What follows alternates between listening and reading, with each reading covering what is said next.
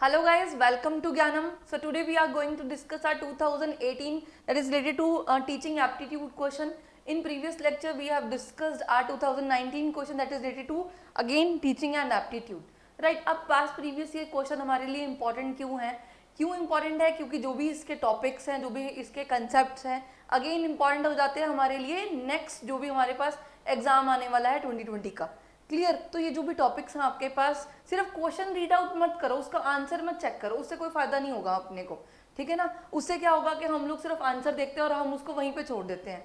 उसका कोई फायदा नहीं पास प्रीवियस ईयर क्वेश्चन करने का, जब तक आपको यही नहीं पता चलेगा उसकी जो भी हमारे पास टॉपिक है, जो भी कंसेप्ट है, अगर उसकी डेप्थ में नहीं गए तो फिर कोई फायदा नहीं पास प्रीवियस ईयर, उसको तो फिर रहने दो.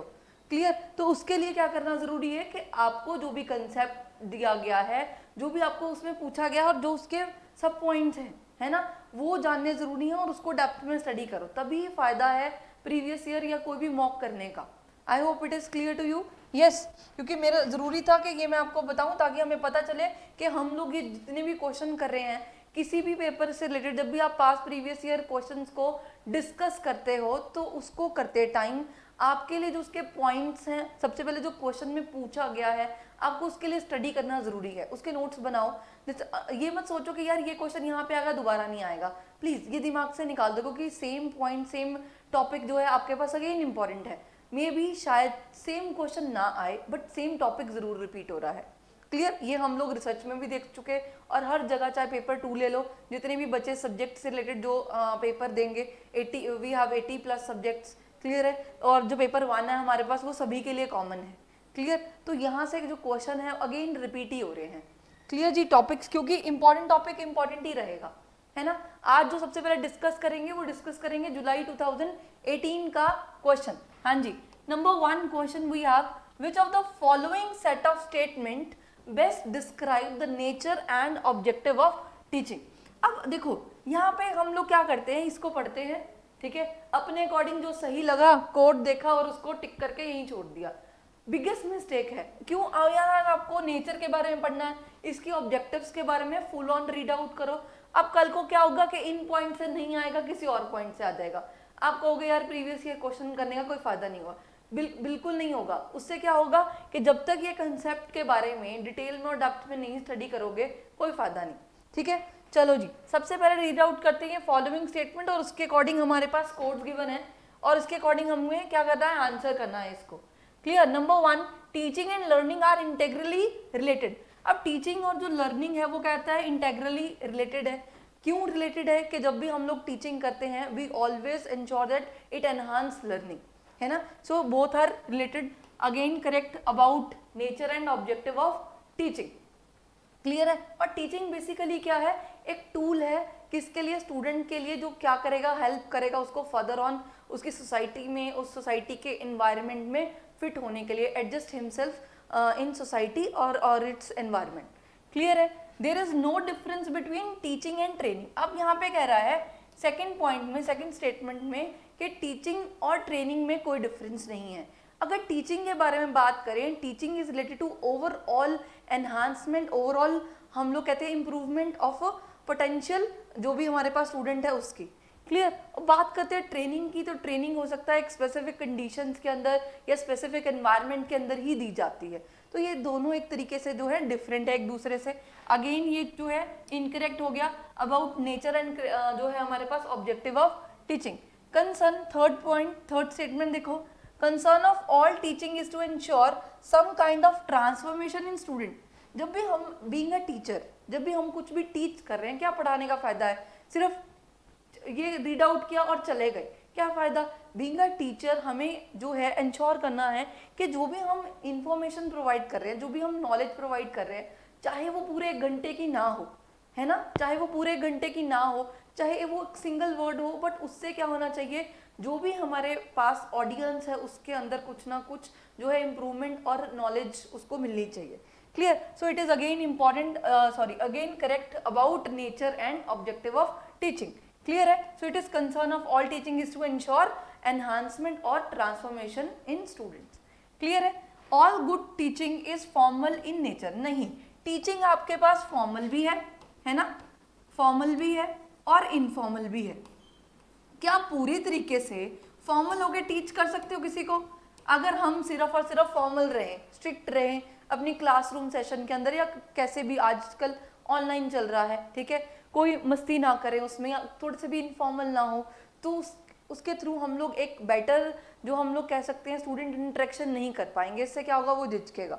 तो यहाँ पे पॉइंट क्या है, it is both formal and informal, so it is again incorrect about nature and objective of teaching. Clear? सो हमारे पास अभी तक कौन से हैं, ए और सी।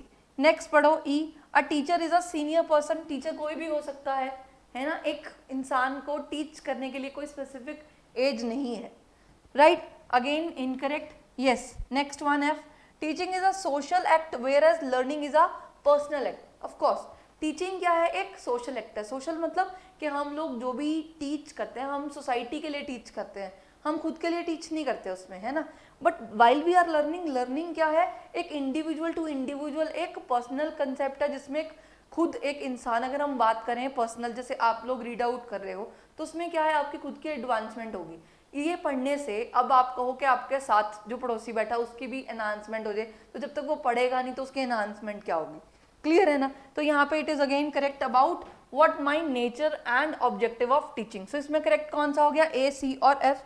ऑप्शन नंबर कौन सा है भाई, थर्ड वन, ए, सी और एफ। अब देखो यहाँ पे सिर्फ कुछ ही पॉइंट्स दिए हुए हैं क्वेश्चन के अंदर, बहुत सारे पॉइंट बनते होंगे नेचर और ऑब्जेक्टिव से। करना क्या है कि ये जो कंसेप्ट है हमारे पास, नेचर और ऑब्जेक्टिव का पॉइंट नोट डाउन करने हैं, है ना। बहुत गूगल है गिवन है आपके पास, ठीक है, गूगल करो उसको और फाइंड आउट करो और पॉइंट्स बनाओ, नोट बनाओ उसके, तभी फायदा है अपने को। क्लियर? सो यहाँ पे करेक्ट हो गया हमारे पास ए, सी एंड एफ। कोई चीज अगर इनकरेक्ट है क्वेश्चन के अंदर, मॉक इधर यू आर, चाहे आप प्रीवियस ईयर क्वेश्चन कर रहे हो, ठीक है, चाहे आप मॉक कर रहे हो, उसको करने का फायदा तभी है अगर उसके पॉइंट्स ढंग से रीड आउट करो। अदरवाइज आंसर देख के उसको फिर पढ़ लिया, कोई फायदा नहीं। ठीक है जी। नेक्स्ट क्वेश्चन देखो, हाँ जी, which of the following learner characteristics is highly related to effectiveness of teaching. हम लोग बात करते हैं, अगेन हम लोगों ने कल भी डिस्कस किया था, 2019 के पेपर में भी आपके पास लर्नर की कैरेक्टरिस्टिक्स और एडोलेसेंट की कैरेक्टरिस्टिक्स और फीचर पूछे गए हैं। पूछे गए कि नहीं पूछे गए, अगेन इंपॉर्टेंट हो गया, है ना, यहीं पे ही हम लोगों को शो हो रहा है। फिर 2020 का पेपर आएगा, अगेन इंपॉर्टेंट है, यहीं से ही बनते हैं क्वेश्चन यार। इंपॉर्टेंट टॉपिक कभी चेंज नहीं होते, क्वेश्चन चेंज हो सकते हैं, और ये क्वेश्चन तो अगेन इंपॉर्टेंट है क्योंकि बहुत बार एग्जाम के अंदर आ चुका है ये। क्लियर? यहाँ पे पूछ रहा है कि इसमें से कौन सी लर्नर की जो कैरेक्टरिस्टिक्स है वो इफेक्ट जो है टीचिंग से क्या कह रहा है कि which of the following learner characteristics is highly related to effectiveness of teaching. यहाँ पे पढ़ो जी, सबसे पहले prior experience of the learner. कल भी हम लोगों ने डिस्कस किया था कि जो भी लर्नर है, जो भी स्टूडेंट है, जो भी उसका प्रायर एक्सपीरियंस है, उससे टीचिंग जो है इफेक्ट होगी। ऑफ कोर्स अगर हम किसी भी इंसान को टीच कर रहे हैं, मतलब स्टूडेंट को टीच कर रहे हैं, और अगर उसको उस कंसेप्ट के बारे में पहले से ही उसने कुछ भी रीड आउट किया हुआ है, तो उससे क्या होगा, उसकी नॉलेज और ज़्यादा ग्रो करेगी। उससे क्या होगा, वो क्लास के अंदर, क्लासरूम सेशन के अंदर, इधर लाइव सेशन और ऑफलाइन सेशन, वहाँ पे वो क्वेश्चन पुट कर सकता है। अदरवाइज जो डमी स्टूडेंट है उसको नहीं पता चलेगा, वो तो फर्स्ट टाइम रीड आउट करेगा। अब मान लो आपको इस कंसेप्ट के बारे में नहीं पता, तो आप मेरे से डायरेक्ट इंटरेक्शन नहीं कर पाओगे उस केस में। I hope it is clear to you. ठीक है, तो वो हमारे पास effectiveness of teaching basically stand for कि जो भी हम लोग टीच कर रहे हैं वो फुली, जो भी रिसोर्सेज हैं उसको प्रॉपरली यूटिलाइज कर रहे हैं। ठीक है जी। Educational status of the parents of the learner, उससे अपने का कोई लेना देना नहीं है। ठीक है, peer groups of the learner, family size from which the learner comes. देखो 2019 में भी कुछ रिलेटेड ही पॉइंट्स पूछे गए थे, तो उसका करेक्ट आंसर कौन सा है, prior experience of the learner. ये मेरे को इतना डाक में कराने का मोटिव यही है कि आपको पता चले कि हमें नेक्स्ट पेपर की तैयारी कैसे करनी है। क्लियर है? चले, करेक्ट आंसर क्या है हमारे पास, prior experience of the learner. Next question की तरफ चले, क्योंकि देखो एडोलेसेंट के फीचर्स भी और एडोलेसेंट की जो भी कैरेक्टरिस्टिक्स हैं अगेन इंपॉर्टेंट है हमारे पास। क्लियर? नेक्स्ट क्वेश्चन देखो, मैचिंग पे आया हुआ है आपके पास, जहां पे आपको मेथड ऑफ टीचिंग गिवन है। ठीक है, टीचिंग के कुछ मेथड्स गिवन है हमारे पास। Then we have given basic requirement for success और इफेक्टिवनेस। ठीक है, इन मेथड्स को यूज करके हम लोगों ने इसकी सक्सेस की तरफ देखना है, इससे मैच करना हमें। लेक्चरिंग गिवन है, डिस्कशन इन ग्रुप्स गिवन है, ब्रेनस्टॉर्मिंग गिवन है, प्रोग्राम्ड इंस्ट्रक्शनल प्रोसीजर गिवन है, और उससे रिलेटेड अब आपको क्या गिवन होंगे, यहाँ पे कुछ ऐसे कोड्स गिवन होंगे जिससे आपको क्या करना है, मैच करना है। अब देखो यहाँ पे ऑप्शन कितनी है, डी, मतलब 4 हैं। पॉइंट्स कितने गिवन है हमारे पास, 5 है ना। पॉइंट्स कितने गिवन है यहाँ पे, 5। तो अब आपको क्या करना है, एक को एलिमिनेट कर देना इसमें से। हाँ जी, देखो सबसे पहले अगर लेक्चरिंग के बारे में बात करें हम लोग, है ना, अगर हम किसके बारे में बात करें, लेक्चरिंग के बारे में, so lecturing is related to mine content delivery in a lucid language. कि हम लोग क्या करते हैं कि जो भी हमारा कंटेंट होता है, जो भी हमारा कंसेप्ट है, हम लोग उसको टीच करते हैं in the process of while we are lecturing something. कि हम लोग लेक्चर किस पे देते हैं, किसी भी कंटेंट के ऊपर, ठीक है, क्लियर है। तो ऑप्शन नंबर जो ए है उसका कौन सा पॉइंट हो गया, 3। यहाँ पे देख लो कौन से यहाँ पे 2 हैं, ठीक है, ए का 3। तो ये एक तरीके से जो सेकंड ऑप्शन है और जो थर्ड ऑप्शन है वो हमारा एलिमिनेट हो गया। अगर एक पॉइंट क्लियर हो जाता है तो 2 बच जाते हैं केबीसी की तरह। Then we have discussion in groups. जब हम लोग डिस्कशन करते हैं ग्रुप्स के अंदर, ठीक है, हमारे पास 4-5 लोग हैं और उसके थ्रू हम लोग मतलब टीच करने का ये डिफरेंट मेथड्स हैं कि हम किस वे में टीच कर सकते हैं। एक लेक्चर देके कर सकते हैं, डिस्कस कर सकते हैं ग्रुप के अंदर, ठीक है, जो आजकल हम कर रहे हैं, ठीक है। अब इससे क्या होगा, theme based interaction among participant. इससे क्या होगा कि हम लोग जब भी डिस्कशन करते हैं, अब डिस्कशन कोई ना कोई टॉपिक होगा ना हमारे पास, कोई थीम होगी, उसी के बिहाफ पे जो पार्टिसिपेंट है वो आपस में क्या करेंगे, डिस्कस करेंगे। तो डिस्कशन इन जो ग्रुप्स है हमारे पास, इसका करेक्ट आंसर क्या हो गया, 5th वन। हाँ जी, बी का 5th देखो किसमें है, फर्स्ट वाले में, ठीक है। तो ये हमारे पास एक तरीके से हमें पता चल गया कि first one is mine correct answer. ये वाला इनकरेक्ट हो गया। बाकी भी देख लेते हैं हमारे पास। ब्रेनस्टॉर्मिंग में क्या है हमारे पास, अगर हम ब्रेनस्टॉर्मिंग के बारे में बात करें, जब भी हम ये वाला मेथड यूज करते हैं टीचिंग का, तो इसमें हमारे पास क्या होता है, एनहांसमेंट ऑफ आइडियाज, और हम लोग कहते हैं कि एक तरीके का ओपन कंसेप्ट है जिसमें हम लोग आइडियाज को क्या करते हैं और ज्यादा एक्सप्लोर करते हैं। Clear, so it is a production of large number of ideas in brainstorming. Clear, next one we have programmed instructional procedure. Programmed instructional procedure के बारे में बात करें तो वो बेसिकली क्या है कि जिसमें हम लोग किसी न किसी स्पेसिफिक चीज के थ्रू हम लोग बता रहे हैं कि डूज और डोंट के बारे में। तो उसमें क्या है, small step presentation with feedback provided, है ना। ये हमारे पास क्या आएगा, डी का फर्स्ट। तो यहाँ पे कौन सा हो गया, ऑप्शन नंबर ए का 3, बी का 5th, सी का 2nd और डी का हमारे पास 1st। चौथे वाला जो यूज ऑफ टीचिंग एड्स है वो यहाँ से क्या हो गया, एलिमिनेट। मैंने आपको कल भी बताया था कि आज अब जो पेपर आ रहे हैं वो पूरे नहीं आते, मतलब क्वेश्चन जो है आपको 1-2 चीज फालतू ही गिवन होगी और आपको वहां से एलिमिनेट करना है। क्लियर जी, move to the next question. हाँ जी, from the list of evaluation procedures given below identify those which will be called formative evaluation, indicate. यहाँ पे आपको इवेल्युएशन सिस्टम के बारे में बात कर रहा है कि जो हमारे पास जो इवेल्युएशन प्रोसीजर्स हैं कौन से हैं, इवेल्युएशन और जो है हमारे पास फॉर्मेटिव, ठीक है, फॉर्मेटिव इवेल्युएशन सिस्टम और समेटिव।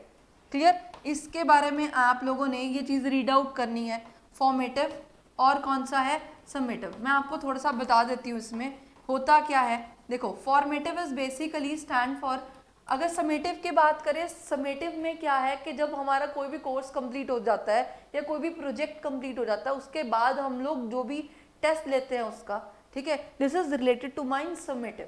क्लियर है, और इसमें फीडबैक भी रिक्वायरमेंट होती है। But while I am talking about the formative evaluation के जो भी हम लोग फॉर्मेटिव इवेल्युएट करते हैं तो वो ड्यूरिंग द कोर्स करते हैं, जब हमारा कोर्स चल रहा है उस ड्यूरिंग जो भी हम टेस्ट करते हैं, इवेल्युएट करते हैं, this is related to mine formative evaluation. Clear जी, देखो, indicate your answer by choosing from the code. अब यहाँ पे आपको फॉर्मेटिव इवेल्युएशन के पॉइंट बताने, इट मींस यहाँ पे समेटिव इवेल्युएशन भी इंक्लूडेड होगा। चलो, सबसे पहला क्या गिवन है, a teacher awards grade two student after having transacted the course work. कहने का मतलब क्या है कि जब भी कोर्स वर्क जो है हमारे पास उसके अकॉर्डिंग जो ग्रेड्स देता है। ग्रेड्स कब मिलते हैं यार आपको, जब आपका कोर्स कंप्लीट हो जाता है। तो completion of course is the part of my summative evaluation, is not the part of my formative evaluation, so it is incorrect, ठीक है, it is related to summative evaluation। अब देखो, यहाँ से formative पूछ लिया तो summative आ सकता है पेपर में, point clear।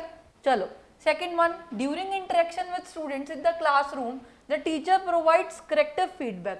अब यहाँ पे क्या कह रहा है कि जब भी हम लोग इंटरेक्शन करते हैं स्टूडेंट्स के साथ, है ना, जब भी हम लोग क्या करते हैं, इंटरेक्शन करते हैं, मैंने आई थिंक समेटिव में बताया, तो this is the part of mind what, formative, क्योंकि समेटिव में तो क्या होगा कि आप लोग उसके फाइनल रिपोर्ट्स दोगे, एक तरीके से रिपोर्ट कार्ड दोगे, but while I am talking about the formative evaluation, formative evaluation is a part of feedback, कि जब हम लोग क्लासरूम इंटरेक्शन कर रहे हैं या फिर जैसे देखो क्लास चल रही है आपकी और फिर टीचर आपसे कोई भी क्वेश्चन पूछ लेता है, तो वो किसका पार्ट बन जाता है, हमारे फॉर्मेटिव इवैल्यूएशन कि ड्यूरिंग द कोर्स जो भी हम क्वेश्चंस पूछते हैं या कोई भी टेस्ट करते हैं, this is a part of formative.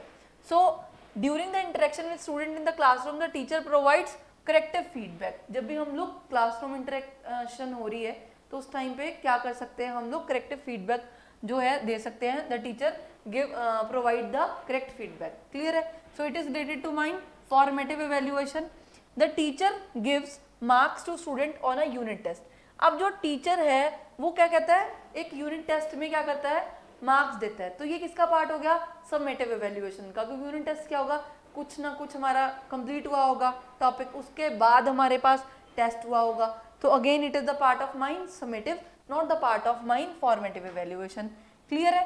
Then the teacher clarifies the doubts of student in the class itself. During the course चल रहा है, ठीक है, it is the part of formative evaluation. चलो जी, E point, the overall performance of a student is reported to parents at every 3 months in interval. कहानी इतनी सी है कि कोई भी चीज अगर at the end, at the completion of something हम कुछ भी करते हैं, then it is the part of mind summative evaluation. ठीक है, एक चीज और करेक्ट कर लेना इस चीज को कि फीडबैक हम लोग कहाँ लेते हैं, फॉर्मेटिव में. फीडबैक हम समेटिव में नहीं करते.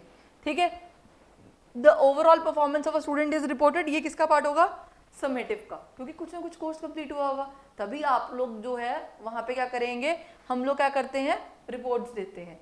देन जो है हमारे पास F point, the learners motivation is raised by a teacher through a question, जो है हमारे पास क्वेश्चन आंसर सेशन.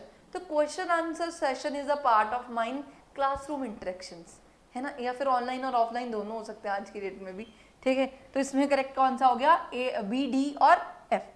हाँ जी, बी, डी और एफ कौन सा है हमारे पास, फोर्थ वन है ना, बी, डी और एफ.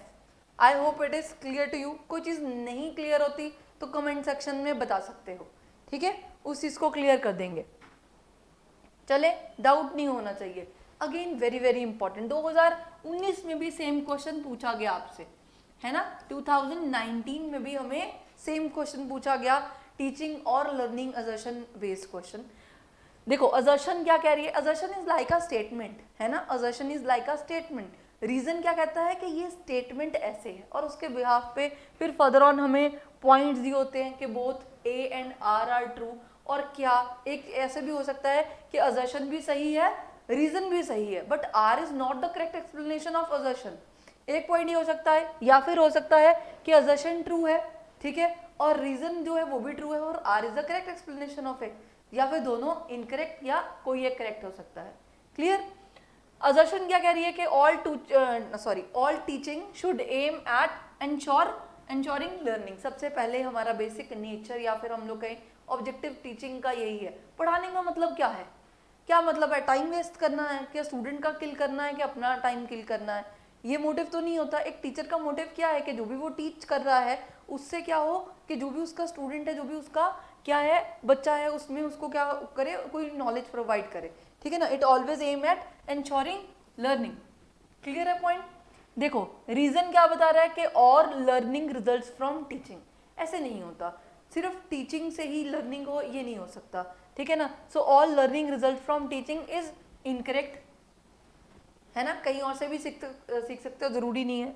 तो यहाँ पे पहले ही जब ये इनकरेक्ट होगा तो कौन सा ऑप्शन होएगा, A is true but R is false. तो हमारे पास थर्ड ऑप्शन इज करेक्ट कि जो है A is true, assertion is true, और जो हमारे पास रीजन है वो क्या हो गया, इनकरेक्ट. तो उसके लिए हमें फर्दर ऑन पढ़ने की जरूरत ही नहीं पड़ी. क्लियर? तो अब जितने भी हम लोगों ने क्वेश्चन करे आज डिस्कस, जुलाई 2018 से किए थे, नेक्स्ट सेशन में हम लोग डिस्कस करेंगे फर्दर 2018 के क्वेश्चन दिसंबर के. I hope it is clear to you. अगर किसी भी पॉइंट में, किसी क्वेश्चन में या कोई चीज़ आपको नहीं समझ में आई तो आप लोग पूछ सकते हो कमेंट सेक्शन में जो है टाइप करके. I will answer that. I hope it is clear to you. Thank you so much guys.